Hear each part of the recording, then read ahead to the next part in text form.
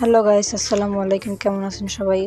আশা করি সকলে ভালো আছেন। আমরা অনেক ভালো আছি। তো আজকে আমরা চলে যাচ্ছি আমার দাদুর বাড়ির লিচু বাগানে। এটি হলো আমাদের সেই কাঙ্ক্ষিত লিচু বাগান। আসেন সবাই উপভোগ করি একসঙ্গে ভিডিওটি। এবারে দরজা তালা খুলে আমরা একে একে সকলেই ভিতরে প্রবেশ করব। লিচু গাছ থেকে লিচু নিয়ে খাওয়ার মজা অন্যরকম। এবার সেই স্বাদ গ্রহণ করব।